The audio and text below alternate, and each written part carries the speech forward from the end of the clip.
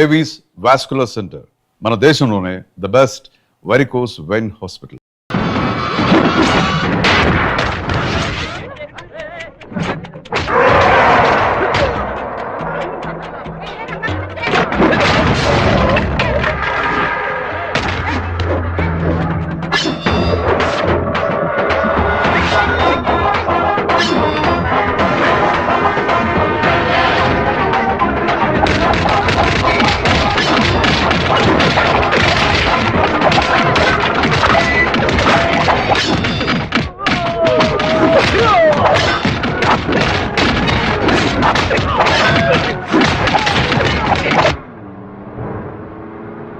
నువ్వు రెడీగా ఉన్నావా? నేను రెడీగా ఉన్నాను.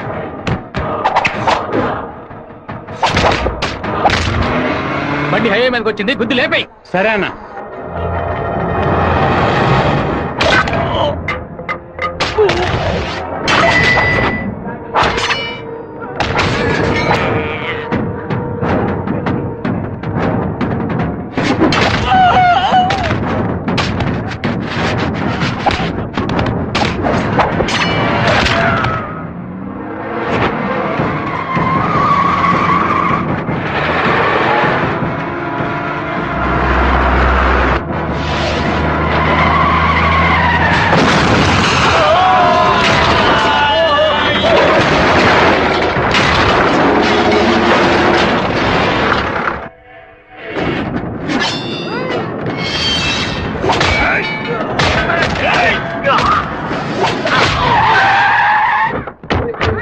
అయ్యో, ఉద్దేశం ఆకుండా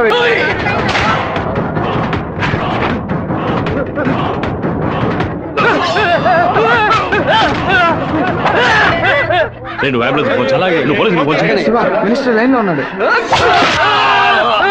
నీకు మాత్రమే పక్కన సెల్ నంబర్ దొరుకుతుందా? నీ నాన్నని కడప పక్కన లారీతో గుద్దించి లేపేశాం. పీస్ పీస్ అయి ఉంటాడు, వెళ్ళి ఏరుకో. వాడిని పూడ్చిన తర్వాత మీ అమ్మని చెల్లిని తీసుకొచ్చి కుటుంబంతో సహా నా కాలు మీద పడు. రారా ఫోన్ తీయండి. చూడండి, తీసుకురండి. టార్గెట్ నుంచి 13 కిలోమీటర్. పోలీసు వస్తున్నారా? స్పీడ్ కావాలరా.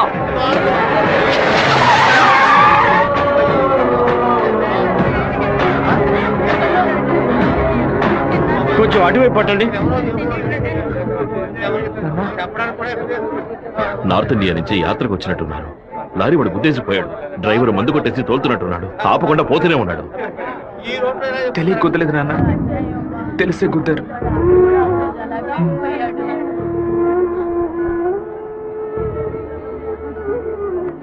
నా పరువు తీసారా?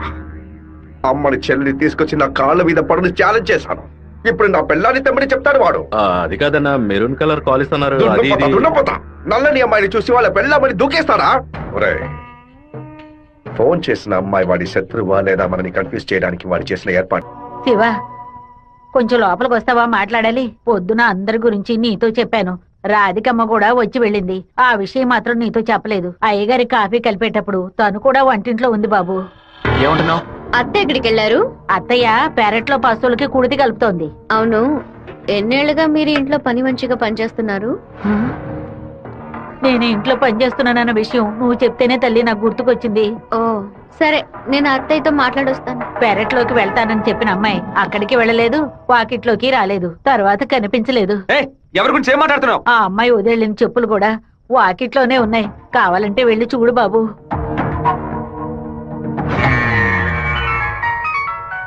బాబు, చిన్న విషయం. అయ్యగారు ట్రైన్లో వెళ్ళే విషయాన్ని ఒక అమ్మాయి ఫోన్ చేసి చెప్పిందని ఇక్కడ ఉన్నవాళ్ళు అనుకుంటున్నారు.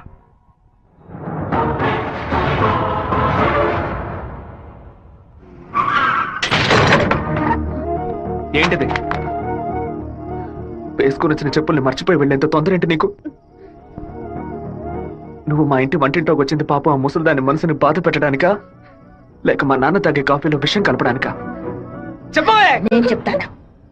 మీ నాన్నని చంపడానికేరా అది మీ ఇంట్లో అడుగు పెట్టింది. దాన్ని నేనే పంపించాను. ఆవిడ చెప్పేది అబద్ధం. అబద్ధమే కదా? మీ అబ్బకి విషం పెట్టినందుకే నీకింత కోపం వస్తే మీ నాన్న నా కొడుకుని నడి రోడ్డు మీద నరికి చంపాడే. ఎవరు మీరు? వాణ్ణి చంపి పారేయాలని ఆ రోజే నేను పగబట్టాను. కానీ మీ నాన్న పలుకుబడి అంతస్తు నన్ను ఆ పని చేయనీలేదు. ఒకరోజు నువ్వు మా అమ్మాయితో మాట్లాడుతూ నేను చూశాను. ఆ రోజే నిర్ణయించుకున్నాను, వాణ్ణి చంపడానికి ఇదే సరైన మార్గమని. పుట్టింది ఆడపిల్ల గనక దీని చేతికి విషం ఇచ్చి పంపాను. అదే మగపిల్లాడు గనక పుట్టుంటే వాడి చేతికి కత్తిచ్చి పంపేదాన్ని. వాళ్ళ నాన్నగారి జ్ఞాపకం నా కూతురికి రాకూడదని 10 ఏళ్లు దాన్ని ఇంటి నుంచి దూరంగా ఉంచాను. మా నాన్న నిజంగా హత్య చేసుంటారో లేదో నాకు తెలియదు. నీ పగ తీర్చుకోవడానికి నువ్వు ఇంకేం చెప్పానో మా ఇంట్లోకి వచ్చి ఉండొచ్చు. నా ప్రేమ తప్ప నీకు ఇంకేం దొరకలేదా? పత్తికుండగానే పాతి పెట్టేశావు కదా.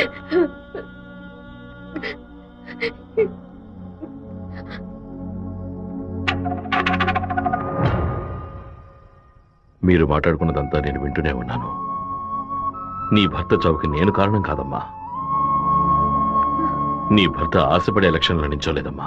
మన జాతి ఓట్లని విడదీయాలని రూలింగ్ పార్టీ వాళ్ళ దగ్గర 10 లక్షల రూపాయలు లంచంగా తీసుకున్నావే, నీకు సిగ్గులేదు? నేను డబ్బు తీసుకున్నట్టు మీకు చెప్పాయి. ఇంకా నిజాన్ని కప్పిపుచ్చాలని చూడకు.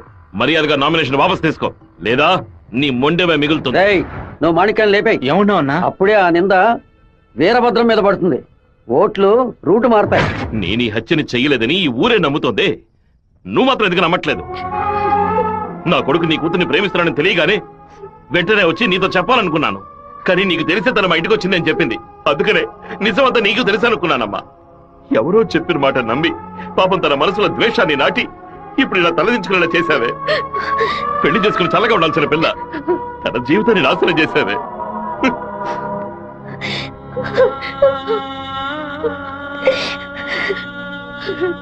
నువ్వు నాకు మాత్రమే ద్రోహం చేయలేదే, మా అమ్మ, నాన్న, చెల్లెలు అందరూ నీ మీద పెంచుకున్న ప్రేమకు ద్రోహం చేశావు.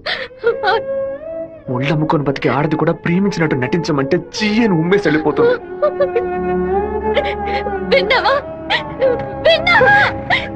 ఫోన్ బుత్లో ఎంక్వైరీ చేసా ఉన్నా. పక్కనే లేడీస్ కాలేజ్ ఉండడం వల్ల ఏమై చేసిందో తెలియదు. ఒక ఆడపిల్ల వల్ల వాడు తప్పించుకున్నాడు. అసెంబ్లీలో అపోజిషన్ వాడు కావాలనే ఈ విషయం అడుగు మరి కలుగుతున్నాడు. ఇంతకు మించి మనం ఓర్పుగా ఉంటే వాడు ఖచ్చితంగా గెలిచేస్తాడు. పెదవారి నుంచి 50 మందిని రప్పించండి. ఎవరు ఎదురు చూడే సమయంలో వాడి ఇంట్లోకి దూరి వీరభద్రాన్ని ఆడి కొడుకని లేపేయమనండి. ఊరోళ్ళు ఎవరైనా అడ్డొస్తే పెద్ద చిన్నాడు చూడకుండా అడ్డగా నడకని చెప్పు. అన్నా, ఇలా ఓపెన్ గా అన్ని చేస్తే మీ మీద అందరూ డౌట్ పడతారన్నా.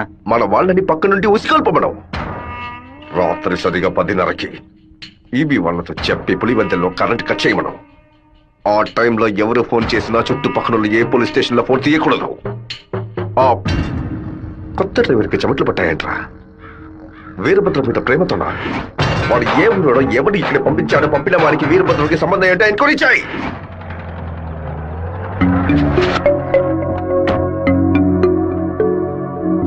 పెళ్లి ఏమిటన్నయ్యా?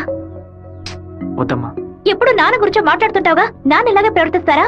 శత్రువైనా మర్యాదించి మాట్లాడతారు కదా, వెళ్ళనయ్యా.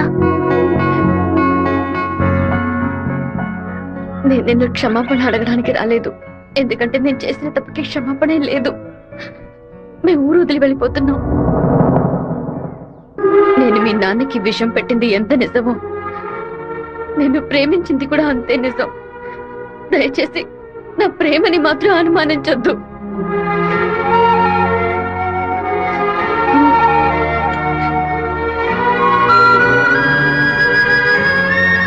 బావా, నీతో మాట్లాడాలరా. ఏదో అమ్మ మాట విని తెలియక తప్పు చేసిందిరా. క్షమించేవాడేరా మనిషి. నువ్వేంట్రా?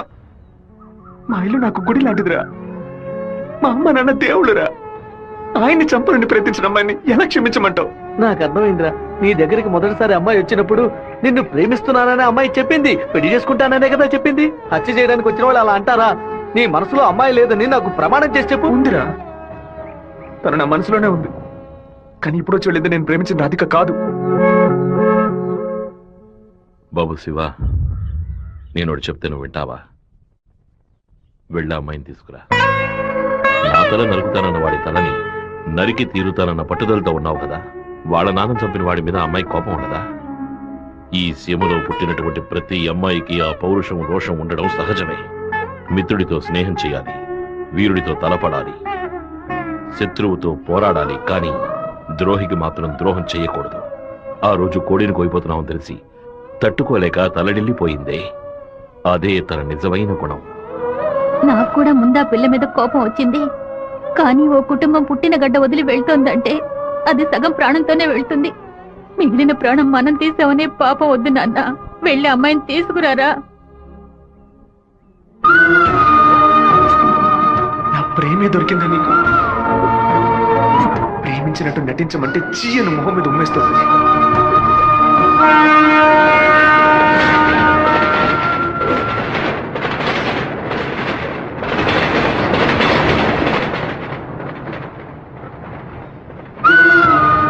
రా ఇంటికి వెళ్దాం. నాన్న తీసుకురమ్మన్నారు. రా ఇంటికి వెళ్దాం. నేను రాను. ఏంటి ఎప్పుడు చూసినా తప్పు నేను తీసుకున్నా. ఇందుకే నేను ఇలా చంపుతున్నావు. నువ్వు లేకుండా నేను బతకలేనే.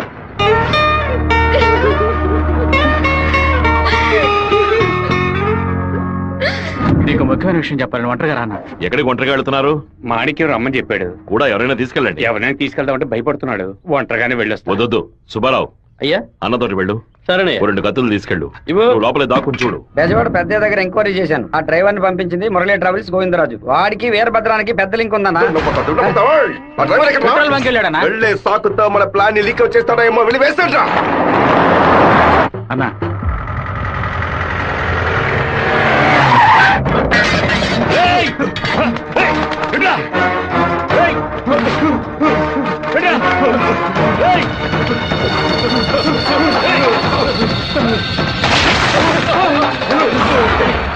జీతం తీసుకునేది మాయి గారి దగ్గర, పనిచేసేది వీరభద్రానిక.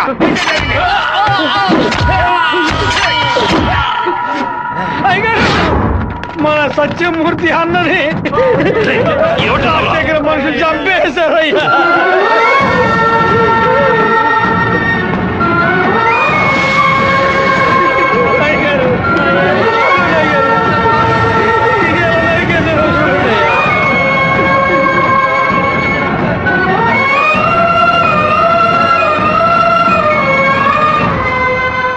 నేను దిగిద్దరిని నరికేసి ఉండేవాడినయ్యా.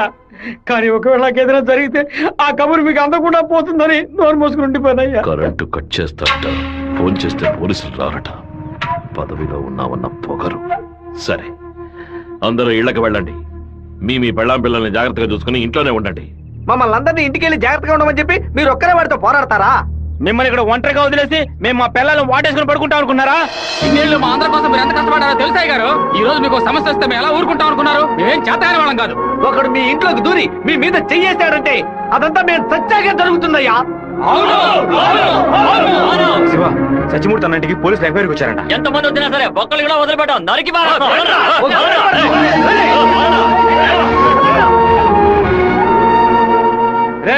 ఎవరు వచ్చినా సరే కట్టుకో కంటగా నరికేస్తాం. మీ వీధిలోకే కాదయ్యా, ఈ వీధిలోకి ఎవరు వచ్చినా సరే నరికి పోగులు పెట్టేస్తాం.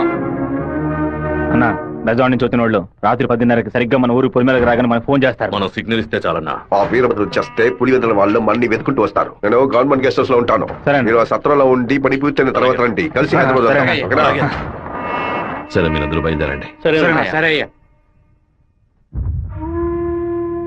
నాన్న, మన ఊరోళ్ళంతా మన మీద ఉన్న ప్రేమతో పిచ్చి పట్టినట్టు ప్రవర్తిస్తున్నారు. ఎవరు వచ్చినా సరే నరికి పారేస్తారు. కానీ జరగబోయే గొడవలో మన వాళ్ళకి నష్టం జరుగుతుందిగా. డబ్బు కోసం వచ్చే వాళ్ళ ప్రాణాలు పోతే వాళ్ళ భార్యలు కూడా ఏడవరు. కానీ మాదయ్య భార్యకి శివప్రసాద్ కుటుంబానికి ఎవరు సమాధానం చెప్తారు నాన్న? ఏం చేయమంటావయ్యా? చట్టము అధికారము వాడి చేతుల్లో ఉంది. తిప్పి కొట్టడం తప్ప మనకు వేరే దారి లేదు. ఒక దారుంది నాన్న. వచ్చే 50 మందిని ఆపడానికి ముగ్గురిని లేపితే చాలు. అర్థం కాలేదు. ఆ రాజశేఖరం వాడి 2 చెంచాలు వాళ్ళని లేపేస్తే చాలు, ఏ గొడవ ఉండదు. మేము నలుగురం చాలు నాన్న. పెళ్లి పెట్టాకు లేని వాళ్ళు. మేము చచ్చినా ఎవరు బాధపడరు. కానీ ఖచ్చితంగా చచ్చేలోగా ఆ ముగ్గురిని లేపేస్తాం. వద్దు బాబు, అందుకు నేను ఒప్పుకోను.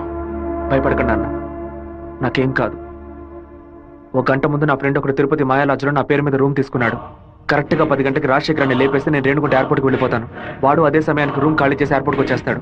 అక్కడి నుంచి హైదరాబాద్ వెళ్ళి నేను మలేషియా వెళ్ళిపోతాను. 6 నెలలు సంవత్సరం ఆగే నేను తిరిగి వచ్చేస్తాను నాన్న. పోలీస్ రికార్డ్స్ లో నా పేరుండే ఛాన్సే లేదు. నేను బాగుండాలని మీరు నాకు పాస్పోర్ట్ ఇప్పించారు. అప్పుడు అది ఉపయోగపడలేదు. ఇప్పుడు అదే మరి అన్ని సమస్యల నుంచి బయటపడేస్తుంది. అయ్యో, ఎందుకమ్మా, ఎందుకు ఏడుస్తున్నావు? 25 ఏళ్ళగా నాన్న కత్తి పట్టుకున్నప్పుడు ఎప్పుడైనా నువ్వు ఏడ్చావా? ఇప్పుడు ఎందుకు ఏడుస్తున్నావు? కొడుకు మీద ప్రేమ. నీ కొడుకు బాగుండాలని దేవుడికి దండం పెట్టుకో, అంతేగాని ఇలా ఏడ్చి నన్ను పిరికివాడి చేయకు. భగవంతుడా, ఏడవకమ్మా, ఏడిస్తే నేను తట్టుకోలేదు. నాయనా, నీకేమైనా అయితే మాకు బాధ ఉండదనుకున్నావా? మేమందరం బండరాళ్ళం అనుకున్నావంట్రా. నిన్ను నమ్ముకొని వచ్చిందే ఒక పిల్ల, దానికి నేనే సమాధానం చెప్తాన్రా. చెప్పరా?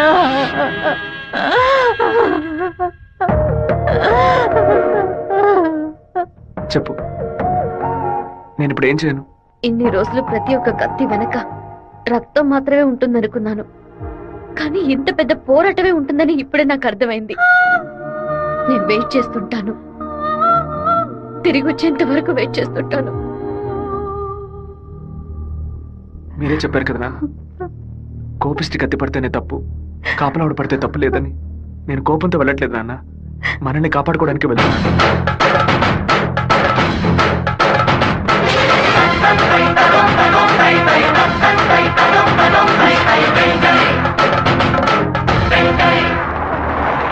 సార్, మీరు ఊరెళ్ళే వరకు డిఎస్పీ మీతో ఉండమని చెప్పారు సార్. ఊళ్ళో కరెంట్ కట్ అవగానే అన్ని ఫైర్ స్టేషన్లకు ఫోన్ చేసి ఊరు తగలబడిపోతుందని చెప్పండి. సరే. ఫైర్ ఇంజిన్ వచ్చేలాగా ఊళ్ళో ఉన్న గడ్డి వాళ్ళన్నింటినీ తగలబెట్టేయండి. పోలీసులే మనం పిలిస్తే రారు, ఫైర్ మ్యాన్ ఎవరు పిలిచినా వస్తాడు. ఆడవాళ్ళని పిల్లల్ని పాకల్లో ఉండొద్దు, జాగ్రత్తగా ఉండమని చెప్పండి. సరే. నేను బ్రహ్మచారినే. నాకు పెళ్లి కాలేదని అప్పుడప్పుడు బాధపడుతుంటా, కానీ దానికి ఒక అర్హత ఉందని ఇప్పుడు తెలుసుకున్నా. మన సత్యమూర్తాన్ని చంపిన ఆ దొంగ నా కొడుకు పీక్ కొరికి రక్తం తాకుండా వదిలిపెట్టు బాబు.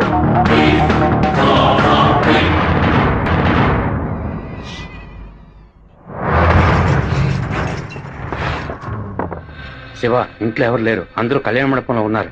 మనం చాలా జాగ్రత్తగా ఉండాలి. ముందు ప్లాన్ చేసి వాళ్ళని 2 గ్రూపులుగా విడదీసి ఊరు బయటికి తీసుకెళ్ళాలి. చిన్నాయనా, టైం 10:30 కావస్తుంది, ఇంతవరకు ఏ కబురు లేదు.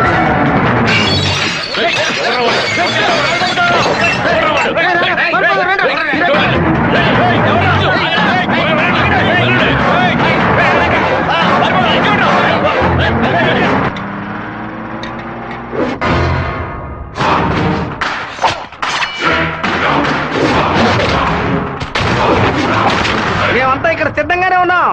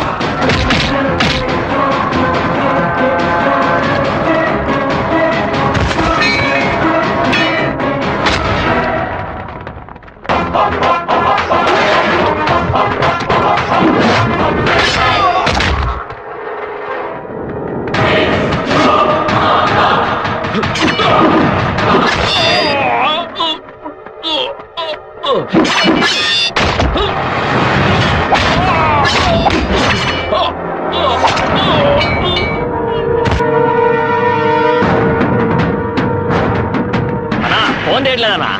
ఊళ్ళోకి వెళ్ళి చూద్దాం పదండి. వాళ్ళు పక్కనే ఉన్న రైలు పొదలో ఉన్నారు.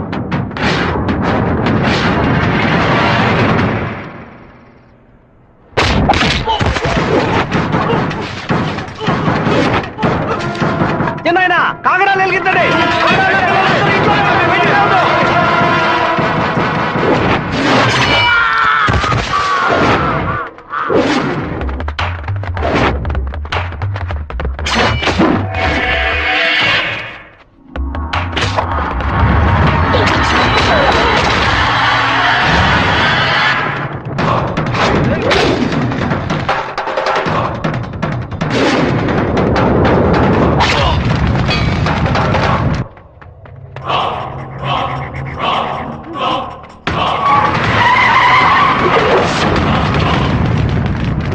అన్నా, ఏంటన్నది? మన రమ్మని బాలే పని పూర్తి చేసినట్టున్నారు.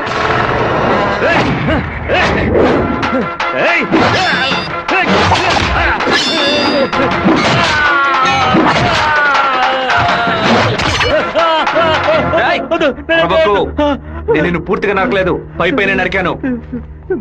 నేను చెప్పినట్టు మీరు నడుచుకున్నావు అంటే నేను ఇలాగే ఎత్తుకెళ్ళి ఇక్కడున్న జనరల్ హాస్పిటల్లో చేర్పిస్తాను, బతికిపోతావు. లేదు ఇక్కడే గిలిగిలా కొట్టుకుని చావు, నరికిన చోట మట్టేసి వెళ్ళిపోతాను. ఏమంటావు? నేను చెప్పింది చెప్పినట్టు చేస్తాను. వీరభద్రాన్ని అమ్మోరు గుడి పక్కన కొలం దగ్గర బంధించి ఉంచామన్నా. నిజంగానే అంటున్నావా? అన్న వెంటనే రా అన్నా. అన్నా ఎక్కడికి వెళ్తున్నారు? వాడి నా చింతతో నరకాలరా. ఇప్పుడు బయటికి వెళ్తే రేపు పోలీసు వాడే రాక్షాయి కూర్చుంటాడు. అయితే ఒక పని చేయి, వాళ్ళకి తెలియకుండా కార్ని వెనక్కి తీసుకురా. ఇది కూడా తాళం.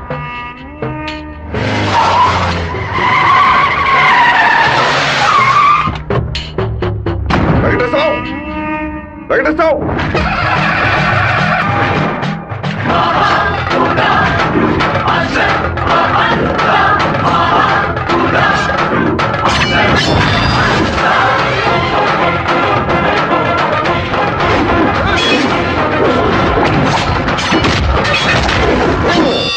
రారా రా రా రా రా.